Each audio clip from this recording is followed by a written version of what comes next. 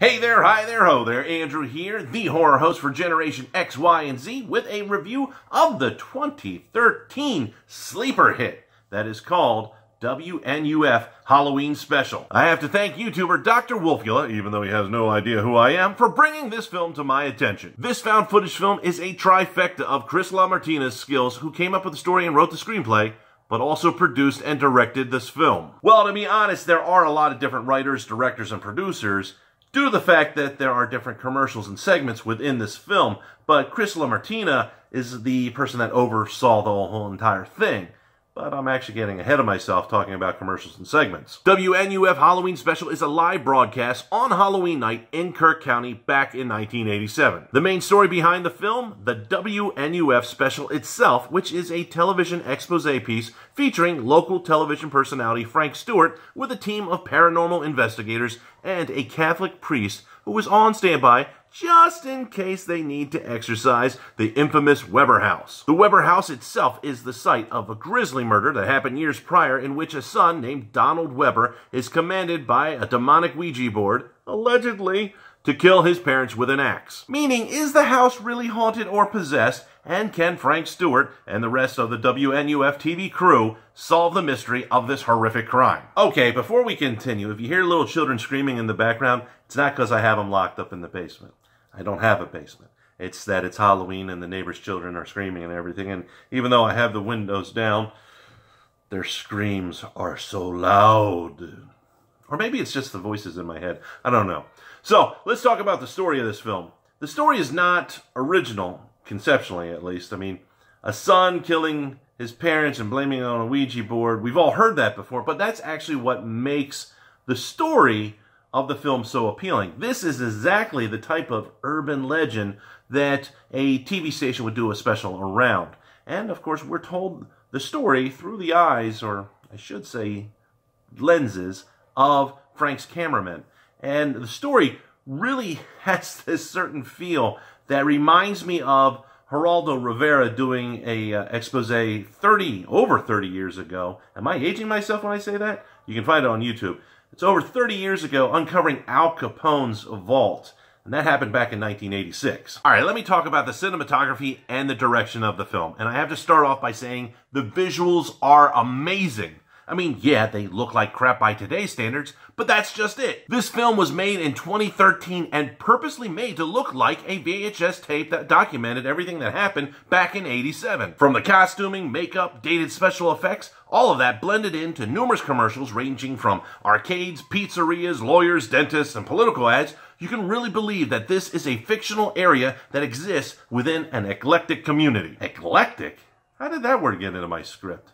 Anyways, like I had said, there are numerous directors that are in this film, but the sole cinematography and sole editing came down to Chris LaMartina, which is why the film has a very strong, cohesive feel to it.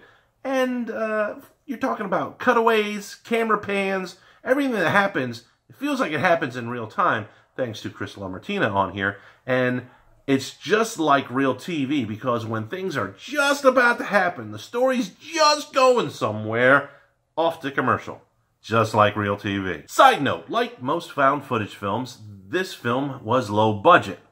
Extremely low budget. And I say that because it's estimated around $1,500.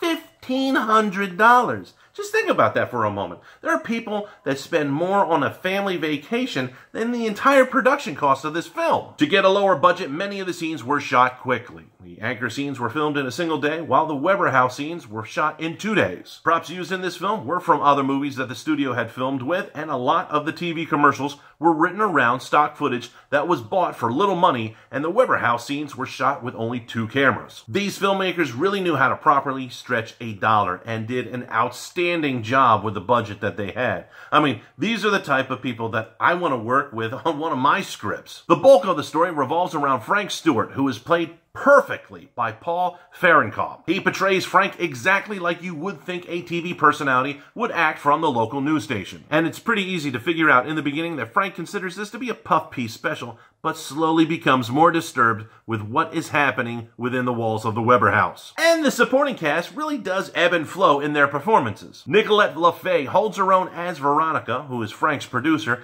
but does seem unable to emote as well as the rest of the cast. Richard Cutting and Leanna Chamish, who are the anchors in the beginning of the film, do a tremendous job of laying down the foundation and building the world that we are entering in through the screen. Robert Long II as Father Matheson is okay, but I don't think that his character was given enough for him to shine. And lastly, Brian St. August as the occultist slash paranormal investigator and Helen Mary Ball as the psychic wife do a fantastic job of trying to keep a professional demeanor while building up the suspense and dread that Frank has to react to. Overall, the Weber house segments are performed really strongly in the point that you really get frustrated every time a commercial pops up. So kudos to the cast there for effectively telling their story, albeit constantly being broken up by commercials. Strong writing, editing, production levels, and performance makes me feel that this movie is something that I can see easily become a cult classic. But it's still a sleeper hit because 4 years later, after it was released, not too many people know about it yet. And when I say released, I should add this. See, the filmmakers wanted to create a buzz about this movie,